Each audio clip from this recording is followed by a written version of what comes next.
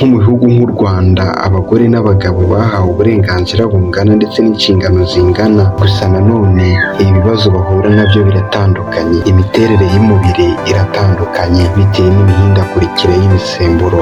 Nk'uko twagiye tubibona mu biganiro byacu byabanje, twabonye yuko abagore bahura n'ibibazo byinshi bitandukanye. Nk'uko twabonye yuko umugore ahora agira imihango buri kwezi, buri minsi 28. Bimwe mu byiteguye kuba byatunga umwana wari kuzavuka mu gihe habaye imibonano mpuzabitsina aho gusama, ariko ntibibeho, bitangira kugenda bisohoka mu gitsina.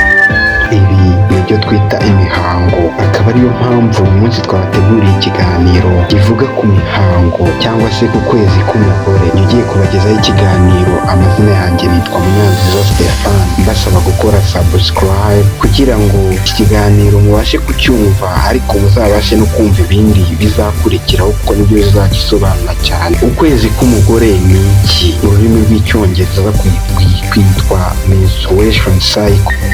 Ese ni ukubera iki uku kwezi k'umugore kubaho? Ese ni ibiki bibigiramo uruhare? Twabonye ibice byinshi bitandukanye bigize umugore ndetse binamutandukanya n'umugabo. Ibi byose ni iki kibitera? Ese iyo misemburo ibitera ituruka he? Ikorerwa he? Ikora gute? Ese umuntu aramutse ayibuze yaba iki? Ndagira ngo mwese mukurikirane kugira ngo musobanukirwe aho iyo misemburo iva ndetse n'impamvu yayo. Bimwe mu bice bitandukanye by'umubiri ku ruhande rw'umudamu nabyo muragenda mubimenyeraho. Iki gikorwa cy'ukwezi k'umudamu ni igikorwa kibaho aho umudamu ahora ava buri kwezi. Ni igikorwa kibaho nk'uruziga, ku buryo iyo ukwezi kumwe gushoje ukundi guhita gutangira, kuko uruziga utamenya aho rwarangiriye n'aho rwatangiriye, ko bihora biba nk'uko isi imeze nk'umubumbe, ntigira iherezo, ntigira n'aho itangirira. Gusa kino gikorwa kigira itangiriro kikagerera n'iherezo. Icyitwa menari cyangwa se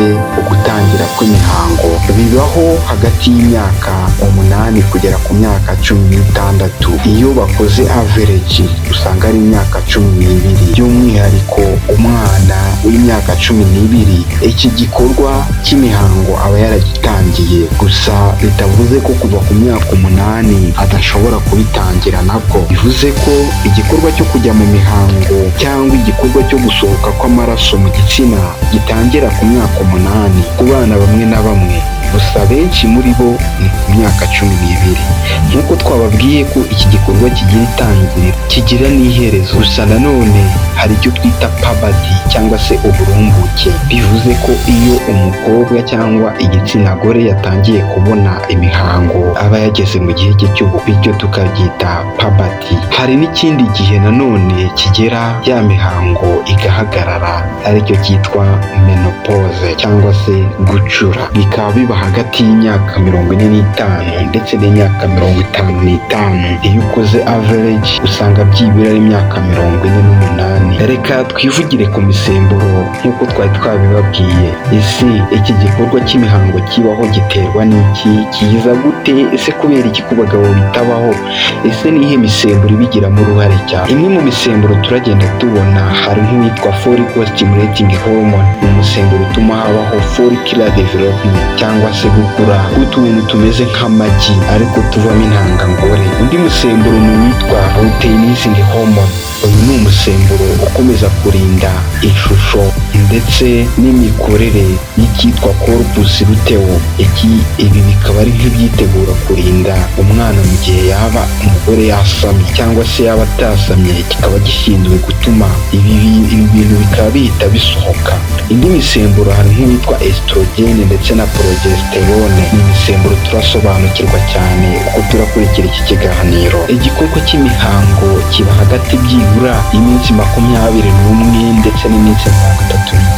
Bivuze ko byibuze average iyo ubaze ku minsi 24 kugera kuri 35 iba ari iminsi 28. Abagore benshi batuye isi bari mu gihe cy'uburumbuke babona ukwezi nyuma y'iminsi 28 nibwo babona imihango. Bikaba buri minsi 28, maze imihango ikamara iminsi iri hagati y'2 kugera ku minsi 8. Wakora average ukabona iminsi 5. Abenshi bamara mu mihango iminsi 5, gusa bitavuze yuko hari n'abamara iminsi 3 cyangwa se abamara iminsi 8. Mu gihe cy'imihango bivugwa ko kuva kw'amaraso byibuze iyo byagenze neza biba biri hagati ya mililitiro 10 ndetse na mililitiro 80. Bivuze ngo iyo bigiye hasi biba ari bike cyane, byajya no hejuru bikaba bikabije cyane. Ikigereranyo byibura ni mililitiro 80. Imyaka yo gucura ku badamu nk'uko twabibabwiye ni imyaka iri hagati ya 45 ndetse na 55. Hanyuma byibura umugore w'imyaka 51 aba acuze ku bagore benshi. Ese ni izihe mpinduka zibaho muri iki gihe cy'ukwezi k'umudamu? Icya mbere, mu gihe cy'ukwezi k'umudamu habaho uguhindagurika kw'imirerantanga. Hari impinduka ziba ku mirerantanga, hakaba impinduka ziba kuri nyababyeyi, hakaba impinduka ziba mu gitsina, hakaba impinduka ziba ku mura, ku nkondo y'umura. Izi mpinduka zose zikaba zikurikiranye. Bivuze ngo impinduka za mbere zibanza kuba ku murerantanga, impinduka za kabiri zikaba muri nyababyeyi, impinduka za gatatu zikaba mu gitsina, impinduka za kane zikaba ku nkondo y'umura. Ese ni izihe mpinduka twiteze kubona mu gihe cy'imihango? Impinduka ziba ku murerantanga ni izihe? Impinduka ziba ku murerantanga muri buri kwezi k'umudamu ni ebyiri, ziboneka mu bice bibiri, mu byiciro bibiri. Icyiciro cya mbere cyitwa follicular phase, icyiciro cya kabiri kikitwa luteal phase. Bivuze ngo ukubaho kw'intangangore biba hagati y'izi phase ebyiri, hagati ya follicular phase ndetse na luteal phase. Muri follicular phase habamo ibyitwa ama follicles agera kuri 4, izo twita primordial follicles, primary follicles, vascular follicle, matured follicle or Graafian follicle. Mu gihe muri primordial follicle, mu gihe cy'ubukure, imirerantanga yombi iba ifite follicles zigera kuri ku bihumbi 400. Izo arizo zibasha gukuramo amagi zonyine, nizo iyi mirerantanga iba ifite. Muri izi primordial follicle ibihumbi 400, buri kwezi haba hagomba gukuramo imwe ikavamo ovum cyangwa se intangangore izagenda mu gihe cy'imibonano ikaba yahura n'intangangabo, bitahura igasohoka buri kwezi, nk'ibyo twita imihango. Ibyari byiteguye igasohokana n'ibyari byiteguye kuzarera umwana byose, maze hakabaho kuva. Iyo umukobwa ageze mu gihe cy'uburumbuke, bitewe n'umusemburo wa follicle stimulating hormone ndetse na luteinizing hormone, izi primordial follicles zitangira gukura,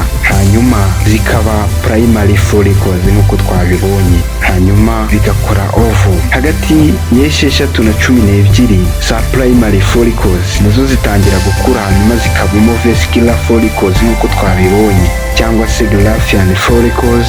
Izi Graafian follicles mu minsi 14 gusa nibwo zitangira gukora ovum, ariyo itangira process ya ovulation. Ovulation ni uburyo izi Graafian follicles zamaze gukura zisandara ndetse zigatuma ikitwa ovum kigenda kikajya muri uterine wall cyangwa se fallopian tube, bitewe n'umusemburo wa luteinizing hormone utuma gishwanyuka. Hanyuma ku munsi wa 14 nibwo ovulation ibaho, igira igasohoka ku muntu w'ukwezi kw'iminsi 28, hanyuma igira ikinjira muri fallopian tube. Uyu musemburo wa luteinizing hormone ni utuma ovulation ibaho, kuko utuma habaho gushwanyuka kw'iriya Graafian follicles. Bivuze ngo uyu musemburo udahari ntabwo ovulation yabaho. Niyo mpamvu uyu musemburo ari ingenzi cyane. Niyo follicle stimulating hormone yaba ari nyinshi gute, ariko uyu musemburo udahari ntabwo ovulation yabaho. Ingano ya luteinizing hormone rero ibaho bitewe n'uko haba habayeho positive feedback na effect za estrogen kuri gonadotropin releasing hormone. Uyu ni umusemburo uba uri mu gice cy'ubwonko cyitwa hypothalamus. Ntabwo twagenda tutababwiye imisemburo ibaho nk'uko twayibabwiye kare aho ikomoka. Hari uwitwa gonadotropin releasing hormone ukorerwa muri hypothalamus. Igice cya anterior pituitary gland nacyo ni igice cyo mu bwonko, gikora imisemburo nka follicle stimulating hormone ndetse na luteinizing hormone. Gusa luteinizing hormone twabonye ko ikorwa as positive feedback yo kuri gonadotropin releasing hormone. Umurerantanga w'umugore nawe wikorera imwe mu misemburo nka progesterone ndetse na estrogen. Iyo ovulation imaze kuba, ovum ibigaragara cyangwa iri aho itegerereza intangangabo cyangwa bishobora guhurira hagati y'amasaha 24 kugera ku masaha 48. Iyo iki gihe kigeze, intangangabo itaraza, igi rirasohoka, riba ryamaze gupfa, bityo hakazabaho imihango. Iyo intangangabo iramutse igeze muri iyi, ihageze muri aya masaha hagati ya 24 na 48, iki gihe habaho gusama. Gusa intangangabo ishobora no kuhagera ikayitegereza.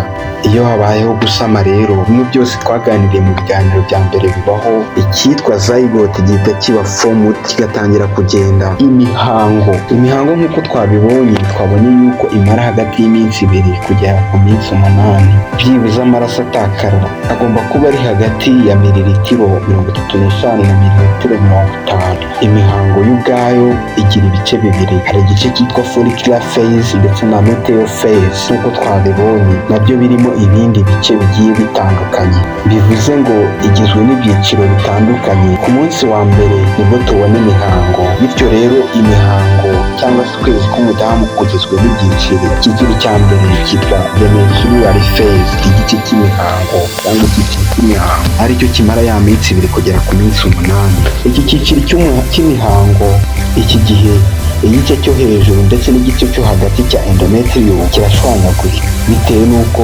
harimo ibyari byiteguye kurera umwana uzavuka, hanyuma bigatangira kugenda bimena. Mu buryo buri normale, ibi bisohoka biba byenda kuba umutuku wijimye kandi bitemba, kandi ikindi kibiranga ntabwo bigomba gufatira. Iyo biri kubaho ushobora kumva uburibwe mu nda bitewe n'uko umubiri uri kugenda wiyegeranya, icyo twita uterine contraction, kugira ngo bisohoke. Iki cyiciro cya kabiri nicyo twakwita the proliferative phase. Iki ni igice cyo kwiyubaka nyuma y'uko ibice bimwe by'imbere muri nyababyeyi byagiye bibasha gusohoka, ibyasigaye bitangira kwiyegeranya, bikegerana n'ama red blood cells twita leukocytes, hanyuma bigasana byihuse ahagiye hangirika, bigasanwa n'icyitwa metaplasia cyangwa specialized stroma cell. Ni amaserire ashinzwe gukura kw'amaserire yitwa epithelia cyangwa agize uruhu rw'inyuma rwa endometrial gland. Iki gice kiba kigizwe no kwiyongera kw'igice cy'imbere cya nyababyeyi, ndetse bigahita bituma n'amafollicles ari mu murerantanga atangira gukura. Ibi bigatwara iminsi iri hagati ya 13 na 14. Aya maserire yamaze gukwirakwira igice cy'imbere cya nyababyeyi, biba byasubiye muri normal cyangwa mu buryo busanzwe. Gusa bijya kurangira n'ubundi irindi gi ryaramaze gukura, bityo n'ubundi bikaganisha ku cyo twita follicular development cyangwa follicular phase. Itangira habaho ukwiyongera kwa follicle stimulating hormone, wa musemburo utuma zikura, bityo n'ubundi bikagenda nk'uko twabibasobanuriye mbere. Primordial follicles zikadevelopingamo primary follicles, zikaduha Graafian follicles, maze luteinizing hormone ikiyongera ikabishwanyaguza, tugasubira muri phase ya gatatu yitwa luteal cyangwa secretory phase. Bitewe n'umusemburo wa estrogen ndetse na progesterone, bigatuma luteal cyangwa secretory phase, corpus luteum ndetse na luteinizing hormone ziyongera. Tugahita tujya ku gice cya kane cyangwa se the uterine cycle, the menstrual cycle. Nk'uko twabibonye, twabonye ko iki gikorwa cy'imihango kimara iminsi 21 kugera ku minsi 35, twakora average tubona iminsi 28. Tubonye yuko kigizwe n'ibice bitatu. Tubonye menstrual phase, proliferative phase na secretory phase. Twabonye yuko muri menstrual phase ni igihe cy'imihango kuva aho uva hagati ya mililitiro 35 ndetse na 50. Twabonye proliferative phase, igice cyo gusanwa kwa nyababyeyi, ibice by'imbere byari byangiritse n'ibyari byasohotse, twabonye ko bigenda. Tubona n'igice nanone cyo kongera kwisuganya, ugukura kw'amafollicles ndetse no kubaho, bityo indi mihango ikazongera igatangira. Hari indi misemburo ibiri twabonye, estrogen ndetse na progesterone. Ndabizi abenshi bari kwibaza, ese iyi misemburo ikorwa gute? Twabonye ko ikorwa n'umurerantanga w'umugore. Mu busanzwe iyo umugore adatwite, iyi estrogen ikorwa ku bwinshi n'icyo twita internal cell of ovarian follicles. Iyi ikaba ikorwa umugore adatwite, ariko rimwe na rimwe uyu musemburo wa estrogen ukorwa na adrenal cortex, igice cyo hejuru y'impyiko. Gusa ku mugore utwite, ingano nyinshi ya estrogen ikorwa na placenta cyangwa se ingobyi. Nk'uko twabonye yuko iyi estrogeni ikorerwa muri teka interna cell. Akenshi estrogeni iva kuri androgene cyangwa androstenedione, bityo aho ibasha kuva kuri izi tekaseri zikajya kuri garanoseri, bityo izi androgene zikabona guhindukamo estrogene bitewe n'ama enzyme bita aromatase. Iyi estrogene igaragara mu buryo butatu: hari ubwo twita beta estradiol, bwa kabiri bwitwa estrone, bwa gatatu bwitwa estriol. Beta estradiol icyitonderwa iba ifite ubushobozi buri hejuru ya estrone ndetse na estriol. Mu gihe cyo gukorwa kw'amagi iba ari hagati ya pg kuri mililita 30 kugera kuri 100. Iyi iba mu bagabo ndetse no mu bagore. Ku bagabo bakuru iba iri hagati ya 12 kugera kuri 34 dukurikije inyandiko yakozwe n'umugabo bita Semplica mu mwaka wa 2012. Iyi estrogeni imaze iki? Estrogeni ituma habaho gukura kw'amagufwa ndetse n'imitsi, ituma umugore agumana ibimuranga nk'umugore, igatuma umusatsi ukwirakwira umubiri wose, ndetse n'amavuta n'ibinyamavuta bibasha kwibika mu cyitwa adipose tissue. Rituma central nervous system zikora neza nko muri hypothalamus, bityo umusemburo wa estrogeni ukongera irari cyangwa se kumva umugore ashaka imibonano. Urinda akamaro ndetse k'ibice byinshi bitandukanye by'umubiri w'umudamu. Utangiza gukorwa ndetse no gukura kw'igice cy'imbere cya nyababyeyi, nk'uko twabonye ko kiba cyamaze kwangirika bitewe n'ibyari byasohotse, nawe ugiramo uruhare mu gusana. Ufite akamaro nanone ko guhindura bino bice, ukanarinda indwara zandurira mu mibonano mpuzabitsina ndetse n'ama infection nka gonorrhea, vaginitis. Ugabanya pH yo mu gitsina, bigatuma iba acide cyane ku buryo amamikorobe menshi iyo abashije kwinjira apfa. Utuma habaho ukwiyongera mu kwegeranya kwa nyababyeyi. Uhagarika ikorwa ry'umusemburo wa follicle stimulating hormone mu gihe intangangabo ziri kwinjira. Uyu musemburo ugabanya bwa busharire buri muri cervical mucus cyangwa aho intangangabo zinjirira, bityo hagafunguka maze zikabasha kwinjira. Uyu musemburo kandi utuma habaho gukura kw'amarobire ndetse n'amabere. Uyu musemburo wongera gukorwa kw'imitsi ndetse n'imisukuro. Undi musemburo wa kabiri twavugagaho ni uwitwa progesterone. Progesterone ku mugore udatwite, ingano yayo nyinshi nayo ikorerwa muri teka interna cell z'iki gice cy'umurerantanga. Mu gihembwe cya mbere cyangwa mu gice cya mbere cy'ukwezi k'umudamu nibwo uyu musemburo wamaze. Ku mugore utwite, ingano nyinshi y'uyu musemburo ikorwa na corpus luteum cyangwa se icyakozwe kugira ngo kizabashe kwita ku mwana. Mu gihembwe cya kabiri iyi corpus luteum iba yaramaze kuvaho, bityo ugakora ingano nyinshi y'umusemburo wa progesterone mu gihembwe cya kabiri ndetse n'icya gatatu. Uyu musemburo utembera mu maraso. Akamaro k'uyu musemburo wa progesterone: utegura nyababyeyi guheruka, utuma itiyo rya nyababyeyi cyangwa se fallopian tube bibasha kugaburira ovum yamaze kubangurirwa cyangwa igi ryabanguriwe mu gihe ritari ryagera aho ritura. Bituma habaho gukura kw'imiyoboro y'amashereka ndetse n'inzira z'amashereka. Nawo uhagarika gukorwa kwa luteinizing hormone muri hypothalamus kuko igira icyo bita feedback mechanism, bityo igatuma habaho icyo twita contraceptive action cyangwa se kudasama. Niyo mpamvu umuntu atasama atwite. Uyu musemburo wongera ubushyuhe bw'umubiri nyuma ya ovulation cyangwa se ugusohoka kw'intangangore. Uyu musemburo uhagarika kwiyegeranya kwa nyababyeyi. Akamaro ka corpus luteum cyangwa bya bindi byiteguye kugira ngo bizarere umwana, bituma habaho ingano nyinshi ya progesterone ndetse n'ingano nkeya ya estrogen, bityo granulosa zayo zigakora progesterone ndetse teka lutein cells zigakora estrogen. Mu gihe hatabayeho ugusama hagati y'iminsi 12 kugera kuri 14, iki gihe amaraso atangira kuva nk'uko twabibonye. Mu gusoza, nk'uko twabibonye menstrual phase twabonye ko imara hagati y'iminsi 2 kugera ku minsi 8. Wakora average ukabona ko abakobwa benshi cyangwa abadamu benshi bari mu gihe cy'uburumbuke iki gihe bakimaramo hagati y'iminsi 2 ndetse n'8, ariko abenshi muri bo bakakimaramo iminsi 5, hanyuma proliferative phase, twabonye ko hari igice habaho kwisana kwa nyababyeyi vuba vuba. Ovulation ni igihe igi ryasohokeye, igi ryongera rigasohoka. Hanyuma luteal phase ni igihe ibyitegura kuzarera umwana cyangwa kwakira iryo gi bitangira kwiforuma, ndetse hakabaho n'ubwoko bw'irindi. Murakoze cyane, njye wabagezeho ikiganiro, nitwa Munyanziza Stéphane.